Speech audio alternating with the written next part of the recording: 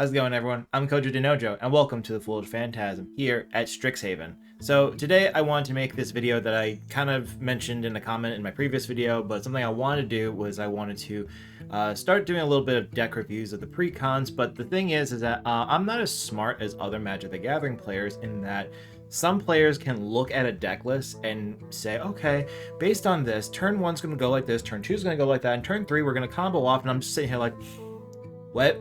So for me, I actually have to get my hands on the cards and play them and, really see how the deck works. And I think actually a lot of players like that, but some of these people look at a deck and I'm like, how did you come to these conclusions? I can't do that.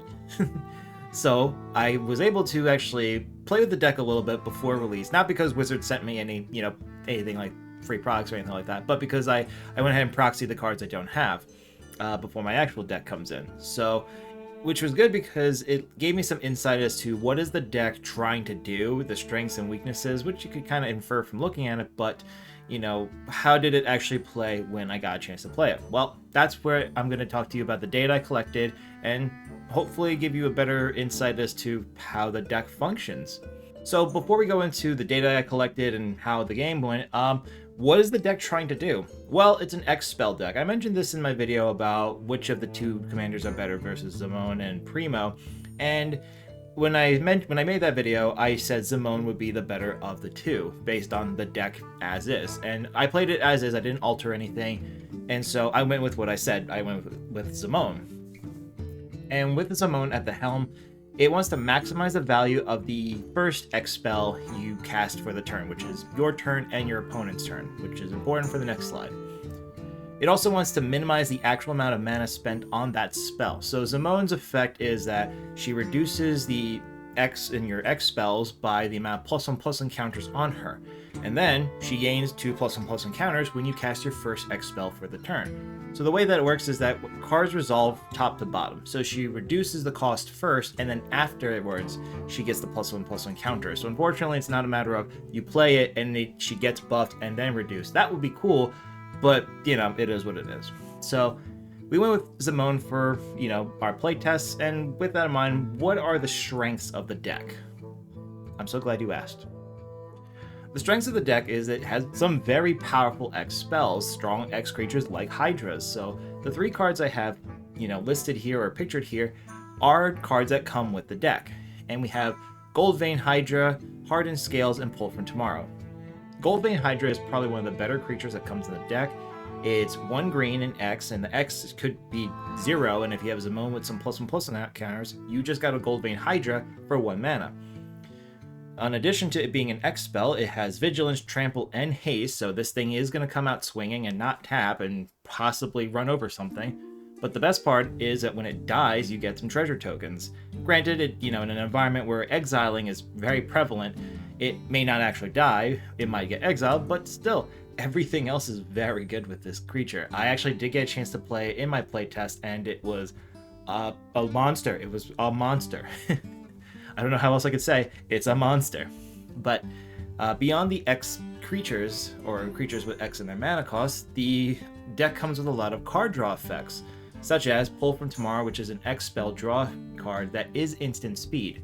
So like I was saying in the previous slide, that with Zimone, she focuses or cares about the first spell that you cast each turn. So in a rotation, if you have enough mana, you can benefit from Zimone and get some other synergies going off multiple times in a turn rotation. I got to play Pull from Tomorrow in my playtest, actually. Maybe that's why I picked these cards. I was just like, what cards were there? Goldvein Hydra and Pull from Tomorrow. That's probably why I did it.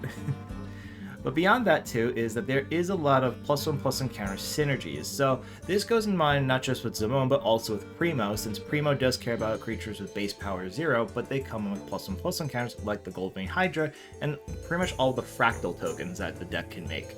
The Hardened Scales comes with the deck, like I said, and it does give you an additional +1/+1 encounter when you would put a +1/+1 encounter onto a creature. So Zimone, instead of getting 2, gets 3 every time you cast your first X spell for the turn.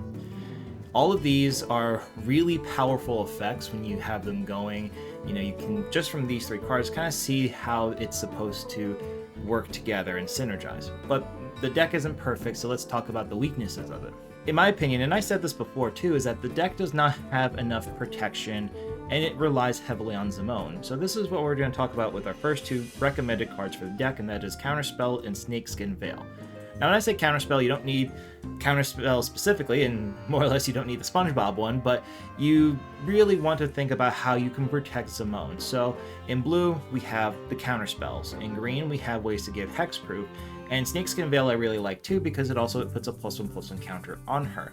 So these are just some ways that you can protect Zimone and keep her on the field so she can keep gaining all of these +1/+1 counters. So that's some weaknesses of the deck, is there's not a whole lot of protection. There's not even a Swiftfoot Boots or a Lightning Greaves in the deck, so you know, you're going to be casting Zimone a couple times if you don't have ways to protect her.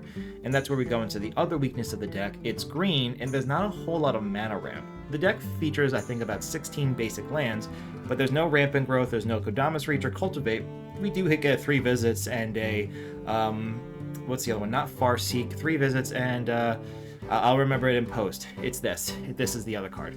The deck, I think, needs more ramp, because in the case that your Zimone keeps getting removed, you want to be able to either recast her or have other ways to cast your X spells. You do have other things like Astral Cornucopia, you have a couple mana rocks to add some mana to as well, but I think that mana ramp is also going to do a couple things. 1, gets you more lands. 2, it does thin out your deck. Yes, it's a 99 card deck, but it does help a little bit. You can reshuffle if you have cards that were put at the bottom of your library that you really wanted, but you know, I think that the deck does need some more ramp. And the reason I chose Archdruid's Charm is because, you know, you can search for a creature if you really need a creature, or you can put a land, and it specifies any land, or rather it doesn't specify a specific land. So you can grab your dual lands, you can grab a utility land if you want to, and I think that's why Archdruid's Charm is a good idea. Or really, if you want to lean in onto the basic lands, if you're running on a budget, grab a Cultivate, a Kodamas Reach, and a Rampant Growth, and you're going to see the same thing. Heck, throw in an Explosive Vegetation if you're feeling frisky. So that is what the deck's trying to do, its strengths and weaknesses. So I want to talk about how the data collection went. Now, the problem is, my sample size was 1 game. Let's move on to the lab and talk about that. So what happened? Well, I won that game, but it was 1 game. And I don't think that, you know, the first thing I will say is that I wish I played more games with this deck. At this day, I actually had opportunity to play 3 games, but I wanted to play other decks since I don't get to play Commander as often as I'd like to, and I wound up just playing the 1 game. That's on me, I should have played more with it, but hey, I won. Everybody clap. Please. But let's go over what the game was like so you guys can understand what exactly I went through during this day. It was a 5-person Commander game. If you've played in any of those before, you know that that is another layer of chaos, another layer of time, and just more things you have to be considering when you're playing Commander.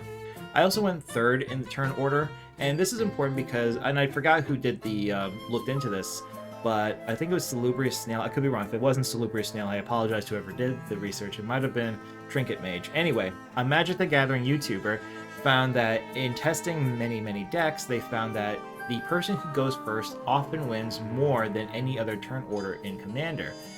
So I thought it was important to put that I went 3rd in the turn order. Now, the average deck strength of my opponents was about a bracket 3.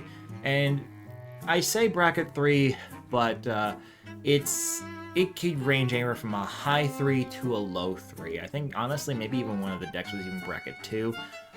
But the idea is that the average was around this area, and I wanted to explain to you guys what I was up against. But after thinking about it more, I think that, honestly, they might have been more inclined to bracket 2.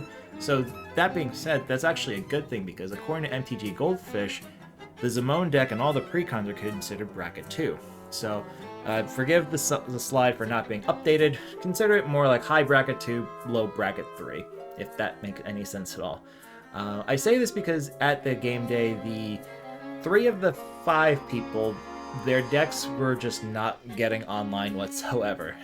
It was a Dragon deck, an Azula deck, a Sokka deck, my deck, and Bello Bard of Brambles as an upgraded precon. And me and the Bello deck were the only ones actually able doing anything. So this was the deck, and this was my board state at the end of the game. So since some of the cards have a glare, I'm going to explain what was my board state at the end of the game.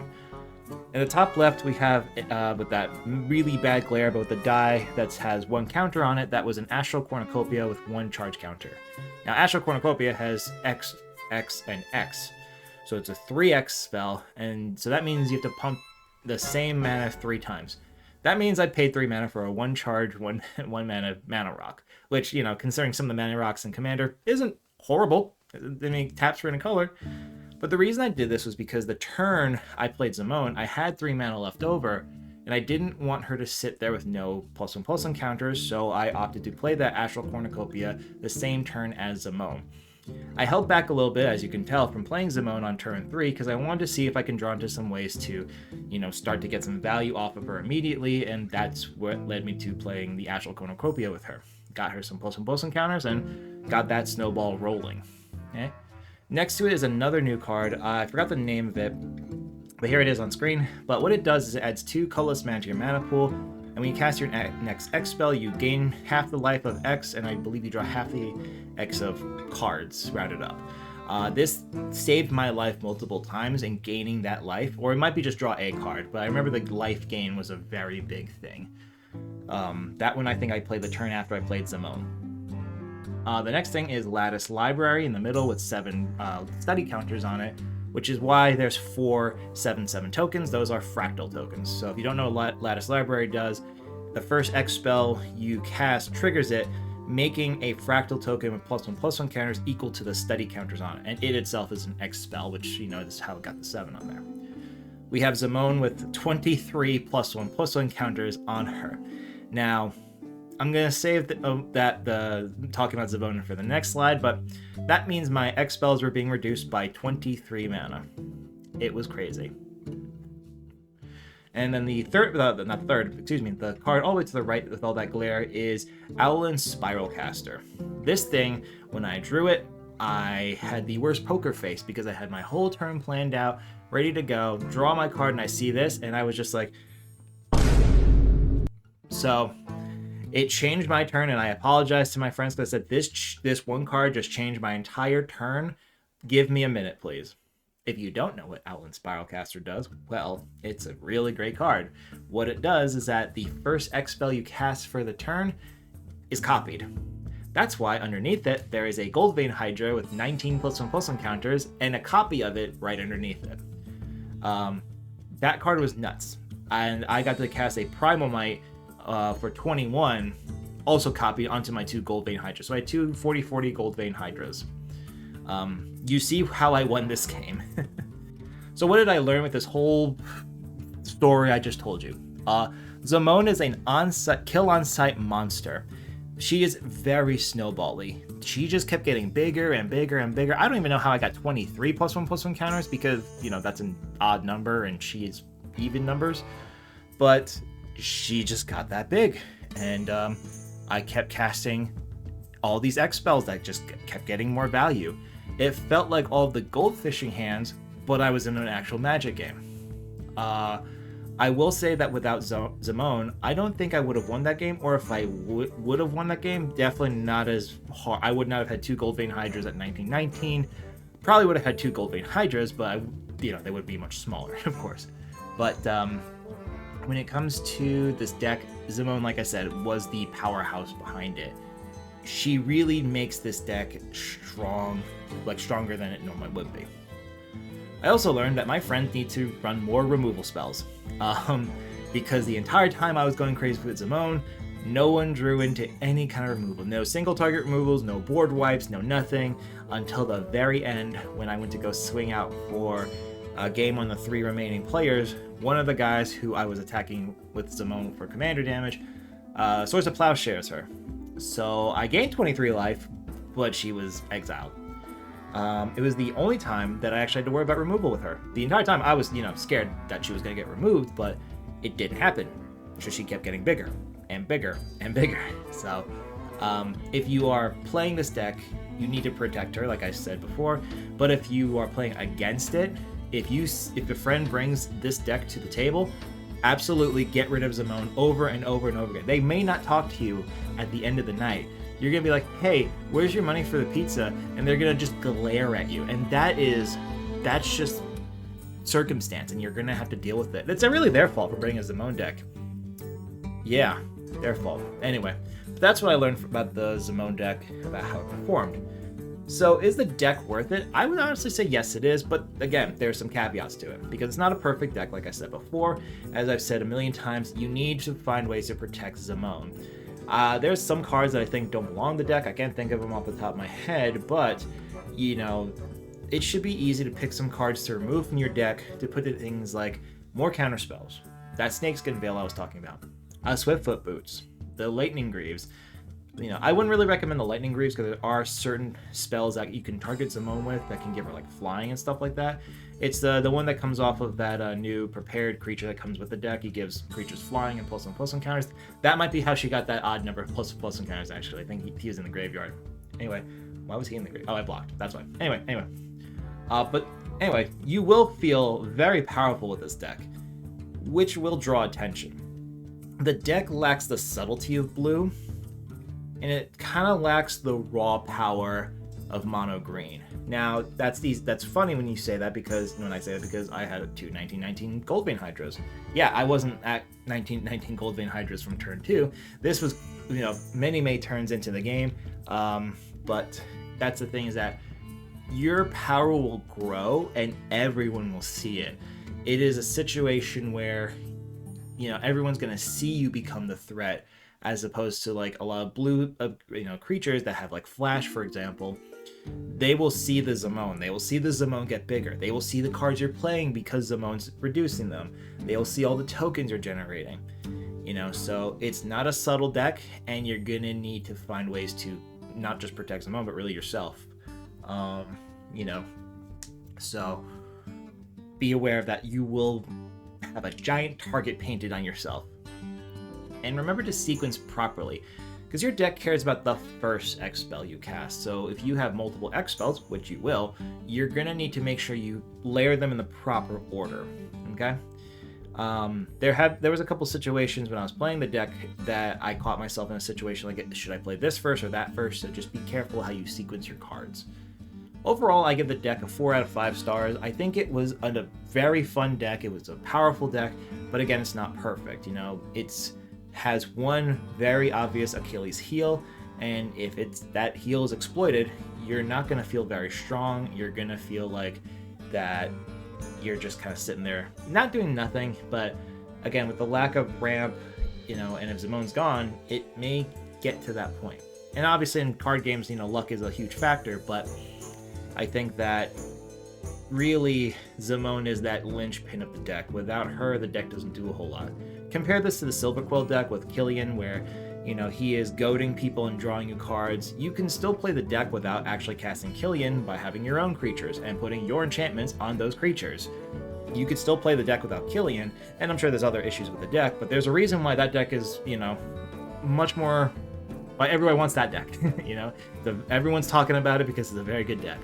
But I think the Quandrix deck, if anyone's saying it's not a good deck, I think that it's a very underrated in that case. Or if people say it's great, I'll be honest, I haven't seen anybody talk about it, so I don't know. But my personal opinion from playing that one game and goldfishing it and like getting my hands on the proxies, and eventually when I get my real deck, I think it's very strong, and I think it's just a fun way if you want to have like all these like big hydras and stuff like that.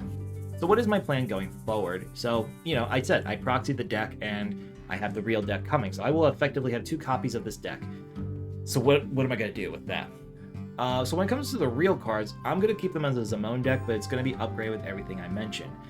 Funny enough, I've wanted a Simic deck for quite some time, and I've always wanted an X-Spell deck. Those were 2 different decks at one point, but now with this, they're going to be the same deck. So I think I'm going to upgrade the Zamone deck. I might even turn it into a Primo deck, or maybe I'll even just take the proxies to make a Primo deck, as opposed to what the next bullet says. But yeah, no, the real cards are going to be a Simic deck focused around those X spells or, again, 0 power creatures. If I don't do that Primo deck with the proxies, what I also want to do is make a Zaxxara or a Magus Lucia Kane deck. Now, Magus Lucia Kane, I actually have the real card of, not the Surge foil like the picture has up there, but I have the actual Tyranid deck when Warhammer stuff came out. So part of me wants to play with her. If you didn't read her effect, when you tap her for the 2 mana, the next X spell or activate ability with X in its mana cost gets copied. So she is Owlin's Spiral Caster on your commander. And in addition to that, you have red, which also has some X spells as well. So, gives you access to some more fun stuff, as well as the Tyranid deck that I have. So, but Zaxxora has been on my mind ever since an episode of the Command Zone where they had the fans come in, and they actually had Zaxxora. One of the fans brought a Zaxxora deck, and she won with Unbound Flourishing, which is in the deck, and Exsanguinate. And ever since that day, I have put Exsanguinate in all of my decks with black in it, even if they don't need like Exsanguinate. So part of me wants to do Zaxxora since I have, other X spells and ways to gain value out of X spells. But also, I also don't want to just do it because I saw it on a YouTube, video one time. But, that's not the worst thing. If you do that, you're not a bad person. Part of me is just like, do I want to do that? So that's where I'm at. But in any case, that's my review of the Quandrix Unlimited precon deck. If you like this style of video and want to see more of it, let me know what decks you want me to review down below. I do plan on proxying, a lot, so if there's an old precon that you're interested in seeing how it plays out, I'll do that. If there's other Strixhaven decks you want me to do, let me know. Or even going forward with Marvel Superheroes, The Hobbit, Reality Fracture, or Star Trek, I like doing stuff like this because it's fun to just, actually play through the cards and see how they synergize, at least in me. Like I said, I can't read a playlist.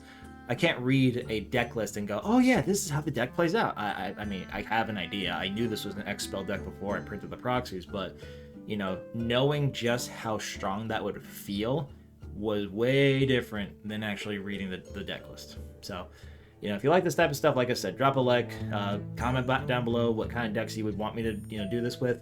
And don't forget to subscribe, because as we come across the release of Marvel Superheroes, The Hobbit, Reality Fracture, Star Trek, like I said before, I want to continue making more videos like this where I go over the different decks. I'm going to be definitely doing the Which Commander Should You Pick videos like I did before.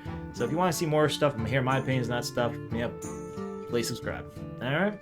Well, I hope you enjoyed Strixhaven. I hope you had fun with the pre-release. At the time of this recording, the main set should be out, so you can go to I don't know about you guys, but my LGSs have been selling the products since pre-release, so now you can go to Target and get it, and deal with the Pokemon scalpers.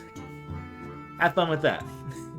Stay safe out there, everyone. But, so I hope you guys enjoy Secrets of Strixhaven and the sets I've said already. Go out there, have some fun, and make some great stories. Finally, I can get off of this college campus. I feel like I've been here for years. Am I gonna get a degree out of this?